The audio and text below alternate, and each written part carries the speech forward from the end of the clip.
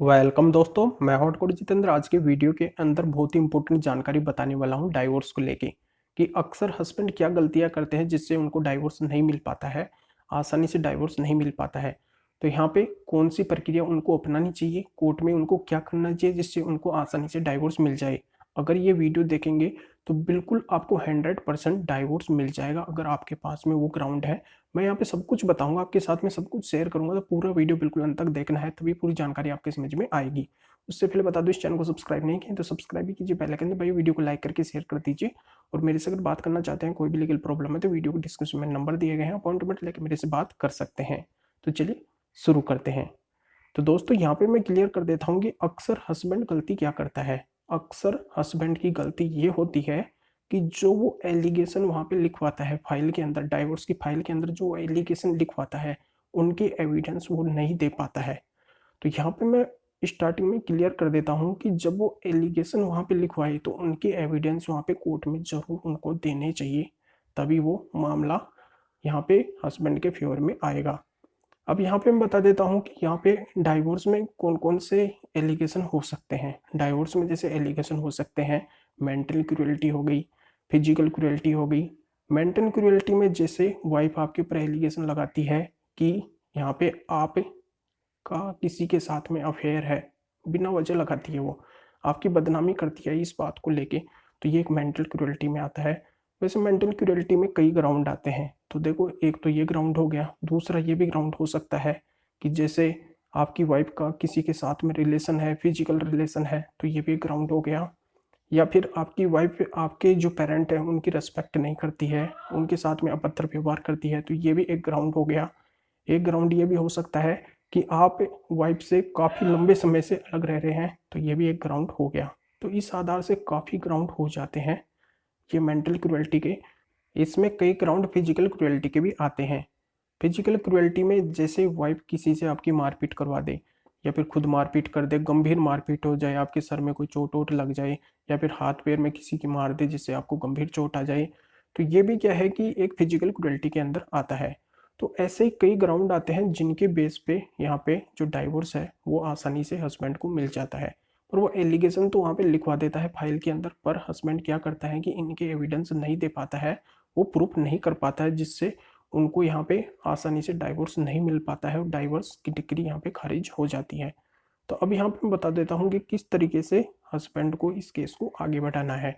तो यहाँ पे हस्बैंड को ये करना है, अगर हस्बैंड को ये डाइवोर्स का केस जीतना है, तो यहाँ पे इंपॉर्टेंट पॉइंट यहाँ पे मैं बता रहा हूँ कि सबसे पहले हस्बैंड को ये करना है कि जब गवाही हो तो यहाँ पे जो इंडिपेंडेंट गवाह है, जैसे इंडिपेंडेंट जो विटनेस है उनकी गवाही करवानी चाहिए। इंडिपेंडेंट विटनेस से मतलब ये हो गया कि आपके पड़ोसी की गवाही अपने केस के अंदर जरूर करवाई। पड़ोसी से मतलब आपका कोई भी अगल बगल का कोई भी व्यक्ति हो सकता है जो आपकी फैमिली से अलग हो, तो यहाँ पे उसकी गवाही आपको जरूर करवानी चाहिए।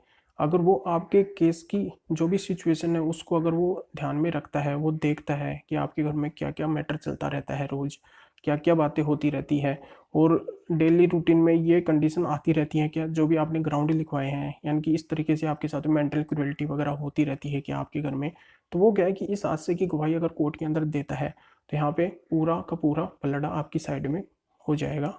जो भी ये डाइवोर्स का केस है उसका पलड़ा आपकी साइड में हो जाएगा। तो इसलिए थर्ड पार्टी एविडेंस के रूम में इंडिपेंडेंस गवाही जरूर आपको करवानी है। यहाँ पे आप गवाही के रूम में आपके भाई बहन को भी ला सकते हैं, वो भी यहाँ पे बता सकते हैं कोर्ट में कि आपके बीच में क्या क्या चलता रहता है, किस तरीके से आपकी वाइफ आपके साथ में मेंटल फिजिकल क्रुएल्टी वगैरह करती रहती है, ये भी आप वहाँ पे ला सकते हैं। अगला आप इसमें सेक्शन 9 का अगर आपने कोई केस वगैरह किया है वाइफ को लाने के लिए, तो वो भी डिग्री वहाँ पे बता सकते हैं, या फिर आपके पक्ष में वो डिग्री हो चुकी है तो वो वहाँ पे प्रेजेंट कर सकते हैं कोर्ट के अंदर, ये भी आप कर सकते हैं। अगला आप ये भी कर सकते हैं कि जैसे जो एलिगेशन आपके ऊपर वाइफ ने लगाए हैं तो उनका आप एविडेंस वहाँ पे दे सकते हैं, या फिर आपकी वाइफ किसी के साथ में फिजिकल रिलेशन में है तो उसका एविडेंस आप दे सकते हैं। यहाँ पे ये एविडेंस नहीं चलेगा फिजिकल रिलेशन में कि अगर वो किसी से चैट वगैरह करती है, किसी से बात वगैरह करती है, अगर ये एविडेंस आप वहाँ पे देते हैं तो इसके आधार पे आपको डाइवोर्स नहीं मिलेगा।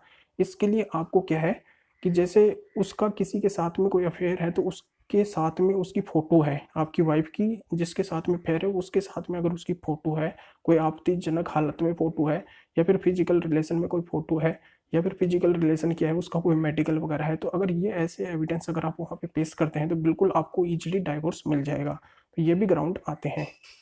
अब फिजिकल क्रुएल्टी में ये ग्राउंड भी आ सकता है कि जैसे आपकी मारपीट वाइफ ने किसी से करवाई हो, या फिर वाइफ ने खुद आपकी कोई मारपीट वगैरह की हो, किसी धारदार हथियार से की हो, या फिर किसी से आपकी लगी हो जिससे आपकी गंभीर चोट आई हो, उसका कोई मेडिकल वगैरह हो, उसकी कोई रिपोर्ट हो, तो वो आप पेश कर सकते हैं। या फिर कोई आपके बीच में, कोई भी दोनों पार्टियों के बीच में कोई केस वगैरह हुआ हो, कोई रिपोर्ट वगैरह हो थाने के अंदर हो, या फिर कोई एफआईआर वगैरह, मतलब कुछ भी हो इस कंडीशन में, तो वो भी आप वहाँ पे पेश कर सकते हैं।